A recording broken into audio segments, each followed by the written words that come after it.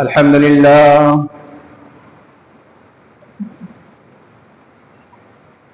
لله نحمده ونستعينه ونستغفره ونؤمن به ونتوكل عليه ونعوذ بالله من شرور أنفسنا وسيئات أعمالنا من يهده الله فلا مضل له ومن يضلل فلا هادي له وأشهد أن لا إله إلا الله وحده لا شريك له وأشهد أن محمدا عبده ورسوله يا أيها الذين آمنوا اتقوا الله حق تقاته ولا تموتن إلا وأنتم مسلمون يا أيها الناس اتقوا ربكم الذي خلقكم من نفس واحدة وخلق منها زوجها وبث منهما رجالا كثيرا ونساء واتقوا الله الذي تساءلون به والأرحام إن الله كان عليكم رقيبا يا أيها الذين آمنوا اتقوا الله وقولوا قولا سديدا يصلح لكم أعمالكم ويغفر لكم ذنوبكم ومن يطع الله ورسوله فقد فاز فوزا عظيما أما بعد فإن خير الحديث كتاب الله وأحسن الهدي هدي محمد صلى الله عليه وسلم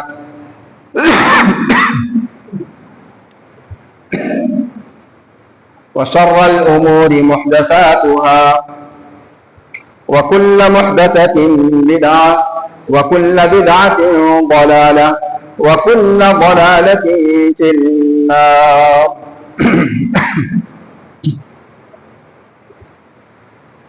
فأعوذ بالله السميع العليم من الشيطان الرجيم من همزه ونفخه ونفثه بسم الله الرحمن الرحيم يا أيها الذين آمنوا قوا أنفسكم وأهليكم نارا وقودها الناس والحجارة عليها ملائكة غلاظ شداد لا يعصون الله ما أمرهم ويفعلون ما يؤمرون وقال النبي صلى الله عليه وسلم فيما صح عنه كلكم راع وكلكم مسؤول عن رعيته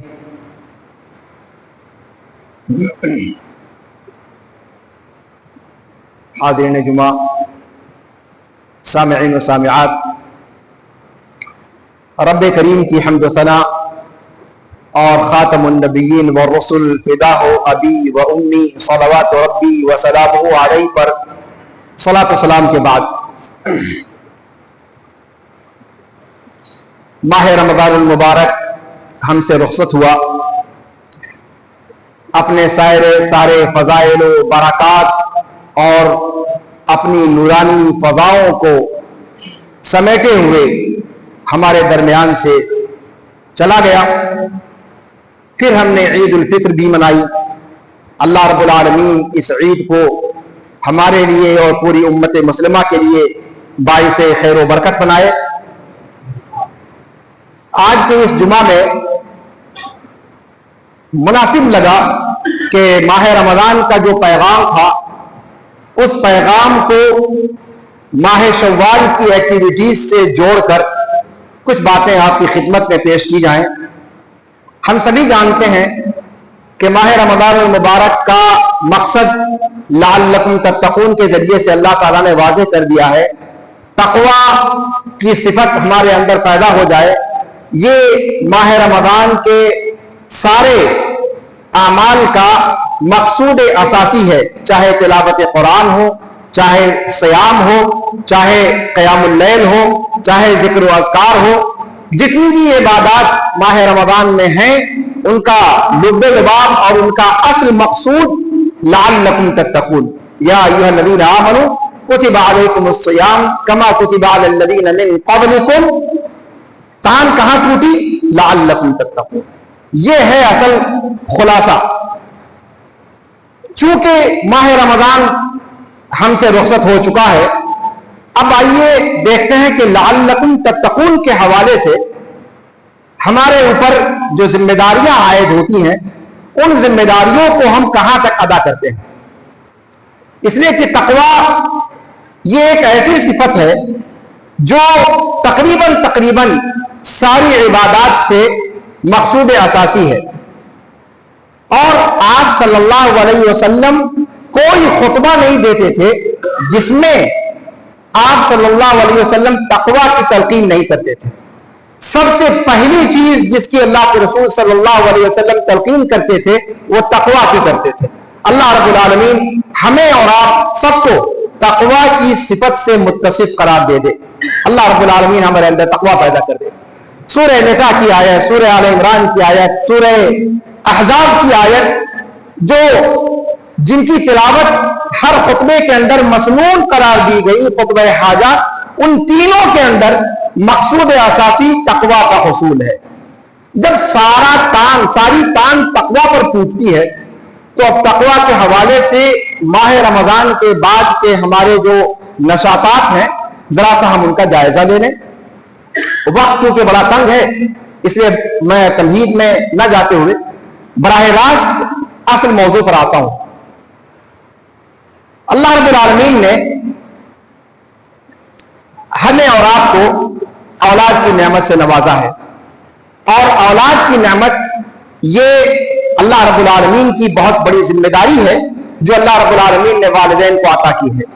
اور ان ذمہ داریوں کے تعلق سے اللہ رب العالمین کے ہاں باز پرس کی جائے گی. اور تقویٰ کی صفت کا لازمہ یہ ہے کہ انسان اگر تقویٰ اس کے اندر ہے تو پھر وہ اپنی اولاد کے بارے میں اللہ سے ڈرے, اپنی اولاد کے بارے میں اللہ سے ڈرے. سورہ نساء میں وہ آیت کریمہ جو میراث کے سیاق میں آئی ہے, یہاں میں ذکر کرنا چاہوں گا.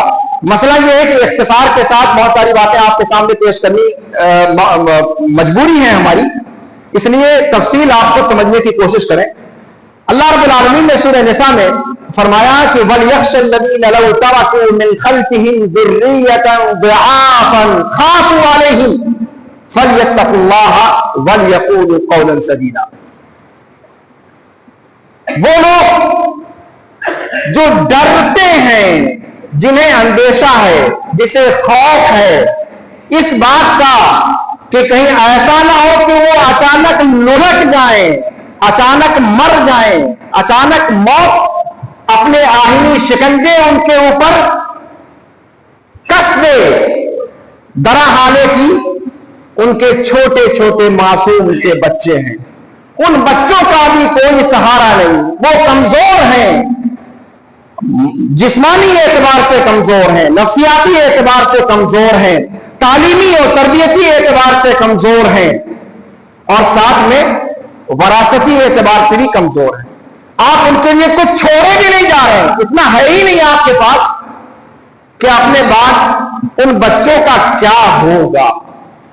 اللہ تعالیٰ نے کہا کہ اگر ایسی سچویشن تمہیں دامنگیر ہے تو پھر تم کو ایک ترکیب نہ بتاؤ, فَلْيَتَّقُوا اللَّهَ.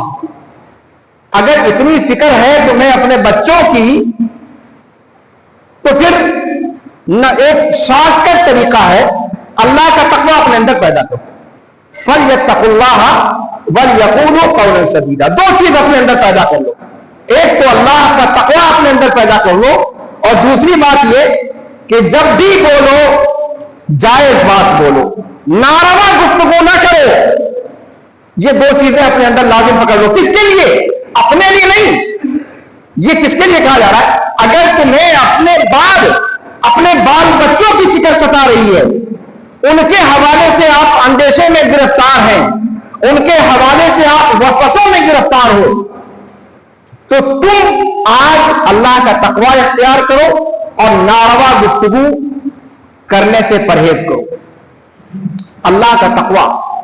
اب یہاں سے آپ دیکھیں کہ اگر ماہ رمضان میں تقوی کی صفت ہمارے اندر آ گئی ہے تو لازمی طور پر اس تقوی کا اثر یہ ہوگا کہ ہم اپنے بچوں کی فکر کریں گے, اپنے بچوں کی فکر کریں گے.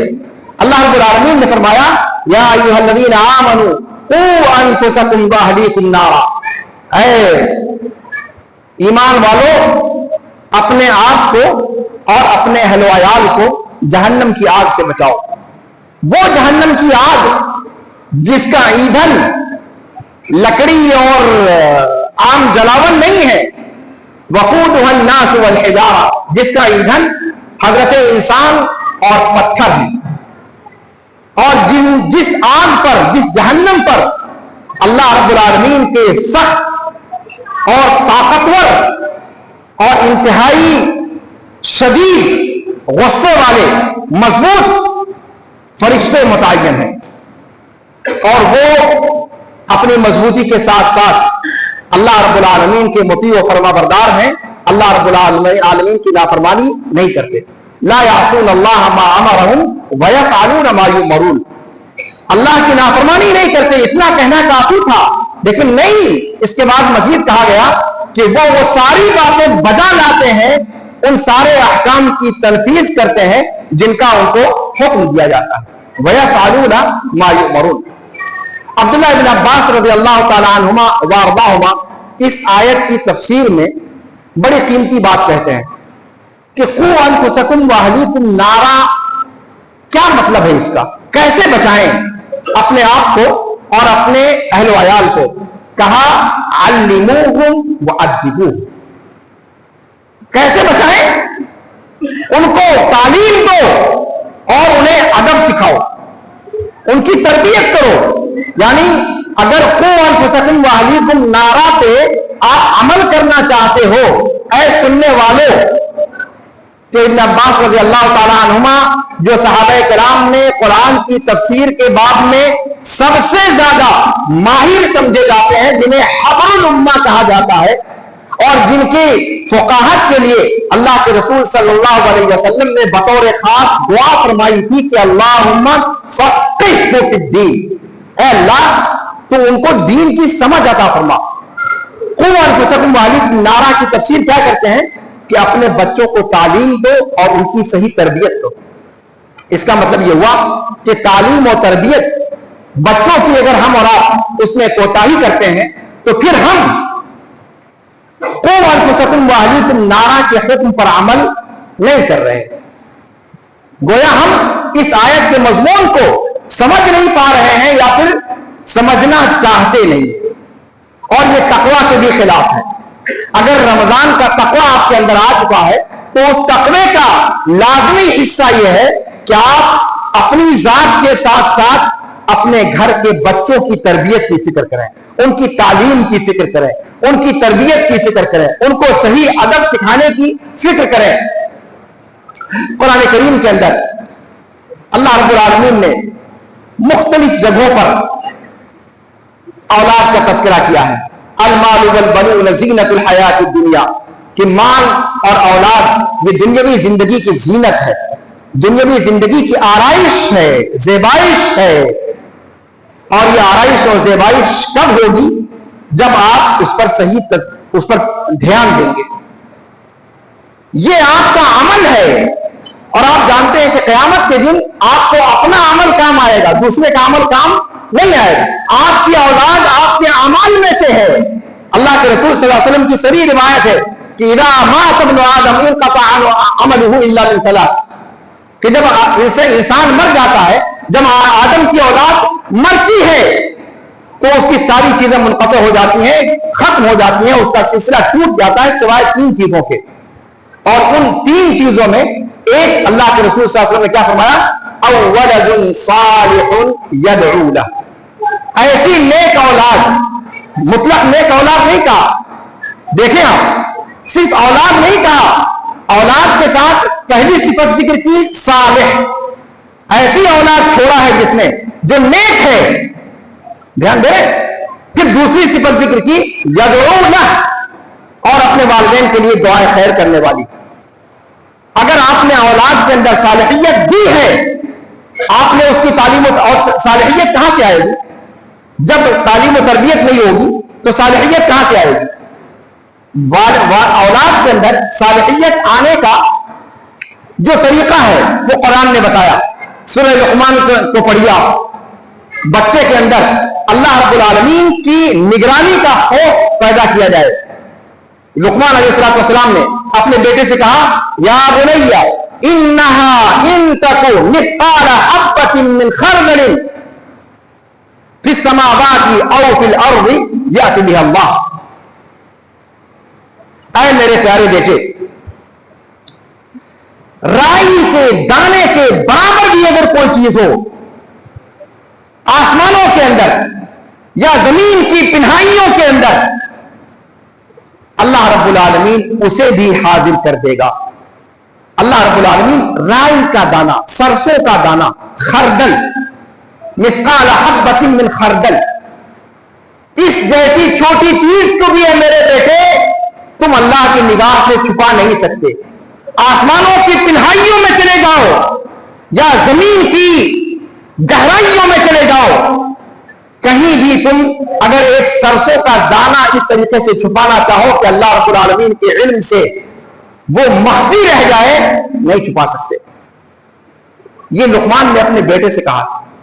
اگر ہم اپنے بچے کو بچپنے میں یہ تربیت دیں کہ اللہ رب العالمین کا مراقبہ، اللہ رب العالمین کا علم اتنا زیادہ وسیع ہے، تمہاری جلوت کیا، تمہاری خلوت کیا، تمہاری سنگت کیا، تمہاری تنہائی کیا، تمہارا گھر پہ ہونا، تمہارا باہر ہونا، تمہارا بازار میں ہونا، تمہارا دوستوں کے ساتھ ہونا، تمہارا اکیلے ہونا، اللہ رب العالمین کی نگاہ سے تمہاری کوئی ایکٹیویٹی چھپی ہوئی نہیں. نہ کسی کیمرے کی ضرورت، نہ کسی خفیہ کیمرے کی ضرورت، سی سی ٹی وی کیمرے کی ضرورت نہیں، ماں باپ کی نگرانی کی ضرورت نہیں، دوستوں کی نگرانی کی ضرورت نہیں، بزرگوں کی نگرانی کی ضرورت نہیں. بچے کے اندر یہ خوف بٹھایا جائے اللہ کا. یا بنیا انہا ان تکو مثقال حبۃ من خردل.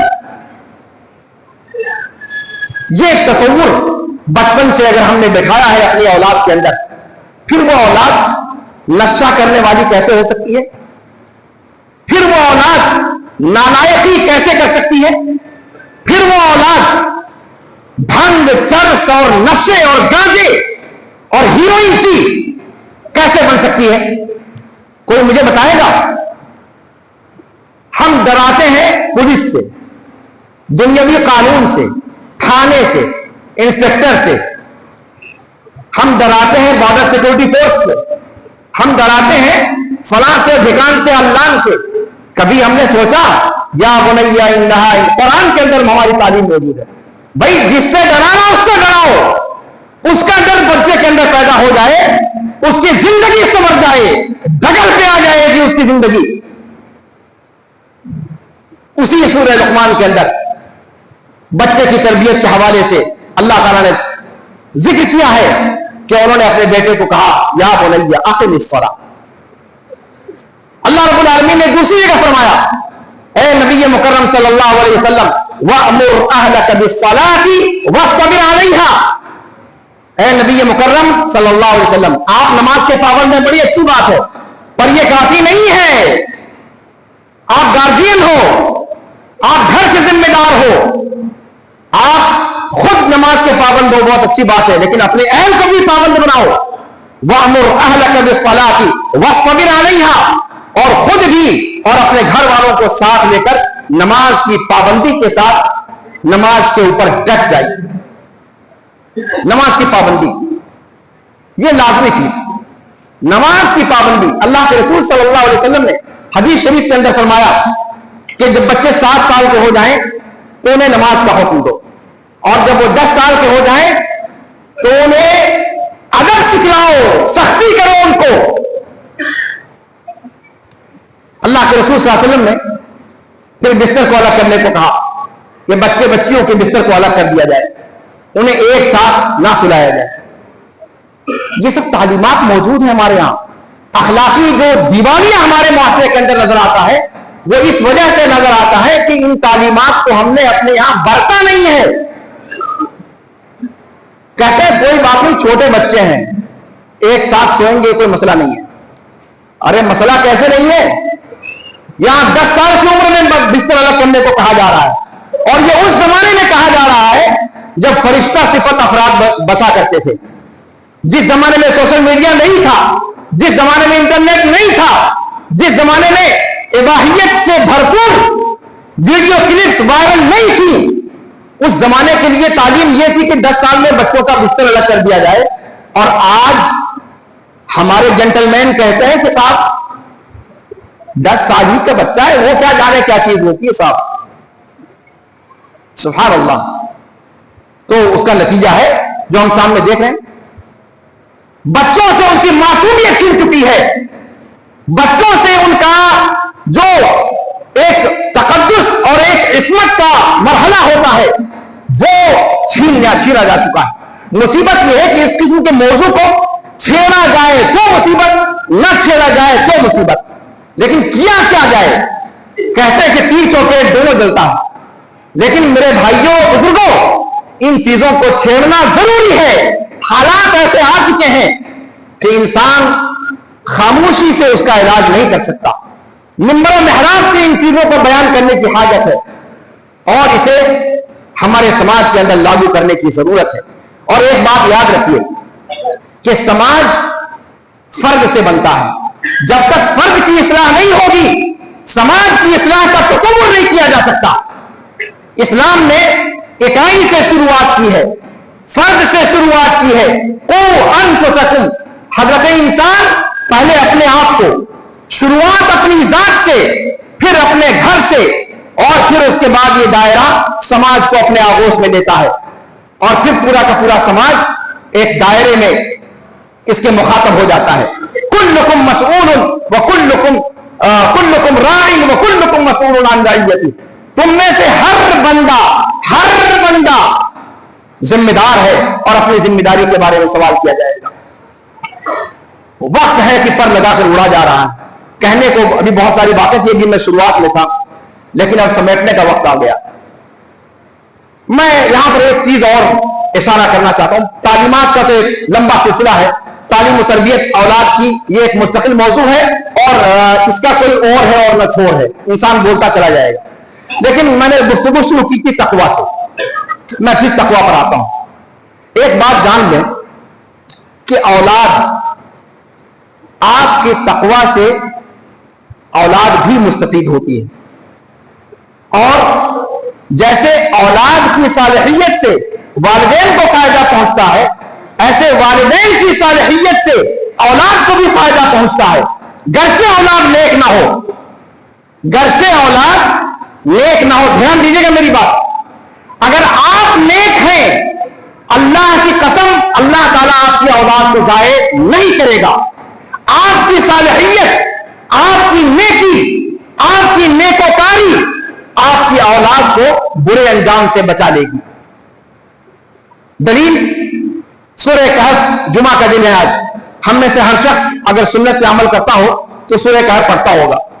وَأَمَّا الْجِدَارُ فَكَانَ لِغُلَامَيْنِ يَتِيمَيْنِ فِي الْمَدِينَةِ وَكَانَ تَحْتَهُ كَنْزٌ لَهُمَا وَكَانَ أَبُوهُمَا صَالِحًا فَأَرَادَ رَبُّكَ أَن يَبْلُغَا أَشُدَّهُمَا وَيَسْتَخْرِجَا كَنْزَهُمَا رَحْمَةً مِّن رَّبِّكَ. دو یتیم بچے تھے, برا وقت آن پڑا تھا, کھانے پینے کے لانے پڑ گئے تھے, موت کے آغوش میں جانے کے ڈرتے تھے. ان کے تعلق سے موسیٰ اور خضر کا واقعہ سورہ کہف کے آخری حصے میں, خضر نے وہ دیوار تعمیر کی, اور دیوار تعمیر کرنے کی حکمت نہیں بتائی. اس بستی کے اندر دیوار تعمیر کی جن بستی والوں نے انہیں گھاس بھی نہیں ڈالا تھا, ان کی مہمان نوازی بھی نہیں کی تھی, ان کو پانی تک نہیں پوچھا تھا. موسیٰ علیہ السلام کو بڑا تعجب ہوا. آپ جانتے ہیں وہاں پر قرآن نے یہ بات ذکر کی ہے کہ ان بچوں کے لیے دیوار تعمیر کی تھی. کیا اس دیوار کے نیچے خزانہ چھپا کر کے رکھا تھا ان کے والدین نے, اور وہ خزانہ کہیں دوسرے لوگوں کی نگاہ میں نہ آ جائے, اور ان بچوں کے بالغ ہونے سے پہلے, ان کی ضرورت کا وقت آنے سے پہلے کہیں وہ اس کی دریافت نہ ہو جائے اور وہ ضائع نہ ہو جائے, اس چیز کے لیے اس کی حفاظت اللہ رب العالمین نے کروائی خضر کے ذریعے سے علیہ الصلوۃ والسلام. وہاں پر قرآن نے کہا ہے وَكَانَ أَبُوهُمَا صَالِحًا. اللہ تعالیٰ نے ان بچوں کی حفاظت کیوں کی؟ اس لیے کہ ان کے والدین صالح تھے, ان کے والدین نیک تھے. یہاں پر مفسرین نے بڑی لمبی چوڑی گفتگو کی ہے کہ کس طریقے سے اللہ رب العالمین نے اولاد کی حفاظت کی اور والدین کے نیک ہونے کی وجہ سے. دھیان دیجیے گا, والدین جب ہم کہتے ہیں تو والدین سے صرف ماں باپ نہیں, دادا, پردادا, لکڑ دادا, چھکڑ دادا, جتنے آپ اوپر چلے جائیں وہ سارے کے سارے آپ کے والدین ہیں. مفسرین کہتے ہیں, ابن کثیر رحمہ اللہ ذکر کرتے ہیں کہ روایات کو اگر دیکھا جائے, یہ سابقہ امتوں میں کسی میں پیش موسیٰ علیہ السلام کا واقعہ ہے نا, یعنی بنو اسرائیل کا واقعہ, تو یہ اس کے بارے میں جو روایات ملتی ہیں, بعض روایات ملتی ہیں کہ جن والدین کے نیک ہونے کا یہاں پر قرآن ذکر کرتا ہے کہ وَكَانَ أَبُوهُمَا صَالِحًا, ان کے والدین نیک تھے. یہ والدین ان کے ڈائریکٹ والدین نہیں تھے جو ماں باپ تھے, 7 پشت اوپر. کتنے؟ 7 پشت اوپر. اور بعض دوسری روایت میں آتا ہے کہ 10 پشت اوپر وہ نیک آدمی, نیک والدین تھے اس کے. آپ اندازہ لگائیے, یہ 7 اور 10 پشتوں کے اوپر اگر کوئی نیک والدین گزرے ہیں تو ان کے پڑ پوتے, لکڑ پوتے, چھگڑ پوتے 10-12 پشت کے بعد, 7 پشتوں کے بعد, وہاں اللہ رب العالمین ان کی حفاظت کیوں کر رہا ہے؟ چونکہ ان کی 7 پشت اوپر کوئی ان کا باپ دادا نیک تھا. دیکھ رہے ہیں آپ کس طریقے سے والدین کی صالحیت اولاد کے لیے جان بچانے کا ذریعہ بنتی ہے, اولاد کے لیے ایک آڑ بن جاتی ہے, تباہ ہونے سے ان کو روک لیتی ہے. ابن عباس رضی اللہ تعالیٰ عنہما وارضاہما یہاں پر ایک بہت قیمتی بات کہتے ہیں کہ قرآن نے یہ کہا ہے کہ وَكَانَ أَبُوهُمَا صَالِحًا, ان کے والدین نیک تھے. وہ خود کیا تھے؟ وہ لوگ نیک تھے, وہ اولاد جو تھی وہ اولاد نیک تھی کہ بد تھی, اس کا کوئی تذکرہ قرآن نہیں کرتا ہے. یعنی اس اولاد کے ساتھ موسیٰ اور خضر نے جو اچھائی کی, وہ اچھائی ان کی نیکی اور ان کی بدی سے ریلیٹڈ تھی ہی نہیں. جو بھی معاملہ ان کے ساتھ ہوا وہ ان کے پرکھوں کی وجہ سے ہوا. وَكَانَ أَبُوهُمَا صَالِحًا. ابن عباس کہتے ہیں کہ یہ پتہ نہیں چلتا کہ وہ لوگ خود کیا تھے, نیک تھے کہ نہیں تھے, قرآن اس کے بارے میں خاموش ہے. یہاں سے استدلال کیا ہے لوگوں نے کہ اگر والدین نیک ہیں تو اولاد کو اللہ تعالیٰ ضائع نہیں کرتا. عمر بن عبدالعزیز رحمہ اللہ کا قول ہے کہ اللہ تعالیٰ کسی صاحب ایمان جو کامل ایمان والا ہے اور وہ مر جاتا ہے تو اللہ تعالیٰ اس بندے کی نسل کی حفاظت کرتا ہے, اس کے بیٹوں کی, اس کے پوتوں کی اللہ تعالیٰ حفاظت کرتا ہے, اللہ تعالیٰ انہیں ضائع نہیں کرتا. یہ تعلیمات ہم لوگوں کو معلوم ہے. اگر یہ ساری تعلیمات معلوم ہیں تو کیا اپنی اولاد کو ہم اس روشنی میں تربیت دیتے ہیں؟ یہ غور کرنے کا مقام ہے. اور تعلیم و تربیت کی جب بات آئے تو ظاہر سی بات ہے دانش کدوں کا ذکر بھی آئے گا. یہ رمضان المبارک کے بعد کا موسم ہے, تمام نئے مدارس کے اندر داخلے ہو رہے ہیں. اپنے بچوں کو مدارس کے اندر داخل کریں, گھر کے اندر ان کو صحیح تعلیم و تربیت دیں, بچوں کی صحیح تربیت کریں, بچیوں کی صحیح تربیت کریں. ہم اپنی ماں اور بہنوں سے بھی کہنا چاہیں گے کہ اپنی اولاد پر دھیان دیں. آج کل کا زمانہ فتنوں کا زمانہ ہے اور ہم سب کے بچوں کے ہاتھ میں, جبکہ وہ چیز نہیں ہونی چاہیے, ملٹی میڈیا موبائل ہے اور ان موبائل کی وجہ سے اخلاقیات کا جنازہ نکلتا چلا جا رہا ہے. ہمارے بچوں کی معصومیت وہ قربان ہوتی چلی جا رہی ہے. اور اگر اللہ نہ کرے یہ چیزیں زور پکڑتی ہیں تو یہ اللہ کے عذاب کو دعوت دینے والی ہوں گی. ہم پوری دنیا کے اندر روتے ہیں کہ مسلمانوں پر برا وقت ہے, لیکن اپنے اعمال کا بھی جائزہ لیں. اللہ رب العالمین ہمیں اس بات کو توفیق دے کہ ہم نے رمضان المبارک کے اندر तकवा का जो दर्स लिया है, इस तकवा के इसके मुतालबात को हम आइंदा जिंदगी के अंदर भी अपने पेश नजर रखें, अपने अहल वयाल में, अपने घर वालों में, अपने जिम्मेदारी के दायरे में जो लोग आ रहे हैं उनमें हम अल्लाह के तकवा को पेश नजर रखें। अल्लाह रब्बुल आलमीन हमें जब जिंदा रखे, इस्लाम पर जिंदा रखे, जब हमारा खात्मा हो तो खात्मा बिल खैर हो। अल्लाह रब्बुल आलमीन हम में से जो लोग बीमार हैं उन्हें शफाए कामिल आजिल अता फरमाए। अल्लाह रब्बुल आलमीन हम में से जो लोग जरूरतमंद हैं, अल्लाह रब्बुल आलमीन उनकी जरूरतों की तकमील फरमा दे। हम में से जिनकी जो भी जायज जरूरियात है, जिनमें हमारी मसलहत है और अल्लाह रब्बुल आलमीन की रजा है, अल्लाह रब्बुल आलमीन उन जरूरियात की तकमील के असबाब मुहैया फरमा दे। अल्लाह रब्बुल आलमीन हम में से जो लोग इस दुनिया से जा चुके हैं, अल्लाह रब्बुल आलमीन उनकी कब्रों को नूर से भर दे। अल्लाह रब्बुल आलमीन उनकी कब्रों को जहन्नम के गढ़ों में से कोई गढ़ा न बनाए, जन्नत की क्यारियों में से एक क्यारी बना दे। और हम जब उन तक पहुंचे, अल्लाह रब्बुल आलमीन हमारा भी हश्र नबिय्यीन, सिद्दीकीन, शुहदा और सालिहीन के साथ फरमाए। अक़ूलु क़ौली हाज़ा व अस्तग़फिरुल्लाह ली व लकुम व लिसाइरिल मुस्लिमीन फस्तग़फिरूहु मिन कुल्लि ज़ंबिन इन्नहु हुवल गफ़ूरुर रहीम।